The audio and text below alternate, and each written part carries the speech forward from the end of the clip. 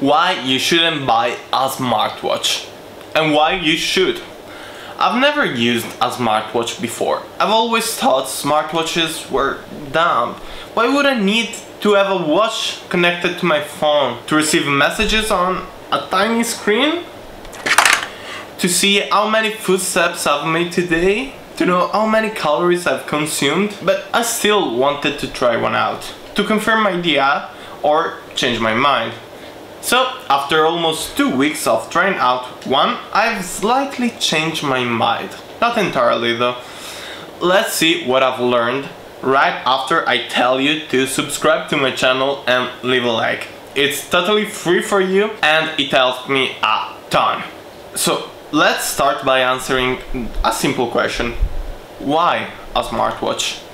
I've asked myself this question many times and the only answer I came up with is fitness and healthcare.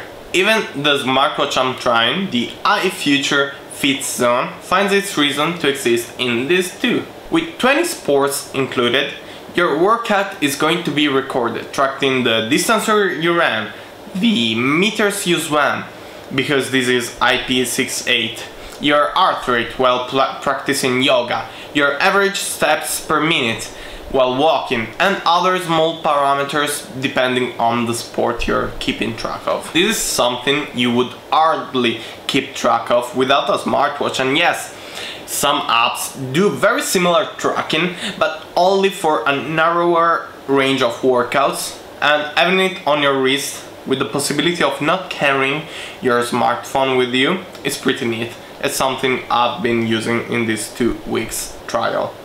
Also, your phone won't measure your heart rate, aside from the, what was it, Samsung S5 I think, that had like that stupid thing to measure your heart rate. This also can measure your blood pressure and O2 in the blood. Let's then talk about the healthcare aspect. Talking about measurements, I was surprised by how accurate this thing is. Compared with a medical device, the difference is minimal, less than 5%, leading to another case scenario for this smartwatch: keep track of your health. This is not as accurate and can't detect anomalies as the latest Apple Watches, so don't take it as fully accurate, just as a reference.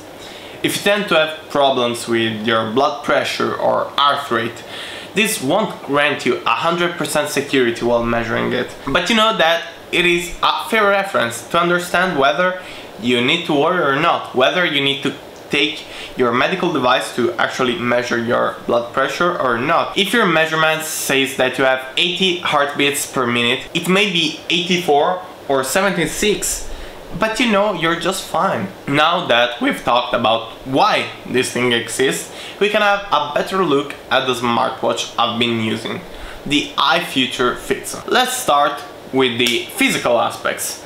This smartwatch has a squared face with a single button on the right side, which can also rotate, but it does absolutely nothing. I don't get it, but we'll move on. The rubber strap grants a good grip on your wrist without having to worry about possible allergies to it. It also has a quick release for the strap itself at the length of the watch, so if you want to change it, you easily can. I think the Apple Watch straps are compatible with this one. You just need to go to Amazon and look for 20mm watch strap and you'll find them. Moving on to the software, it's where things start to be double-sided, let's say. Well, on the watch itself, the interface is easy to understand. On the app, it's not. On the watch, you just need one click to wake it up and another one to get into the menu. And you can then move through it using the touch screen, but not the wheel, because it's fake, as we've seen. And open the various apps you want. On the app, things are slightly different. In fact, it has continuous crashes, long times to download custom phases. I had to wait 10 minutes to download a 300 kilobytes watch face. And overall user unfriendliness, let's call it. I ended up just avoiding using it completely, if not to download the watch faces, because you can't do it through the smartwatch itself. Otherwise I would have done that. I've been using this smartwatch for almost 2 weeks, recording my daily yoga session, about 30 minutes each day, and my daily walk with the dog, about an hour or so, without the continuous tracking of the heartbeat while not doing yoga or walking or whatever workout. And the battery lasted 9 days. This is a really nice feature from this watch. I have to say that I never set the brightness to the maximum, if not to take a couple of photos, which you can check out on my Instagram, galaxy.setup. So that surely helped with the battery, but it's still a great autonomy. Overall, I'm quite satisfied with this watch, but I have 2 main critics. 3, counting the app: the wake up gesture and the brightness. To wake up the watch, you can either press the button, as I said earlier, or do this gesture, and it should wake it up.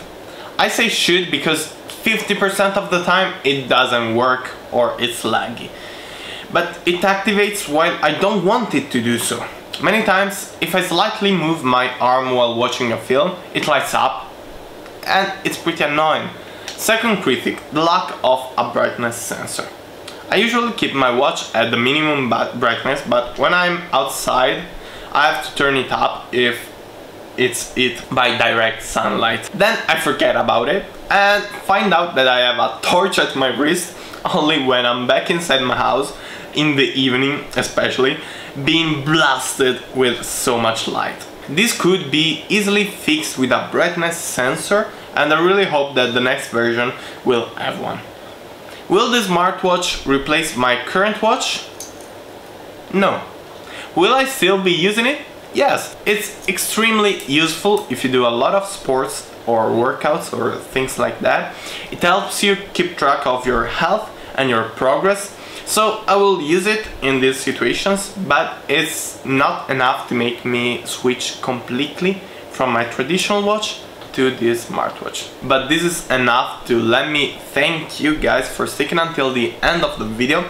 I encourage you to subscribe to the channel if you wanna see more contents like this one.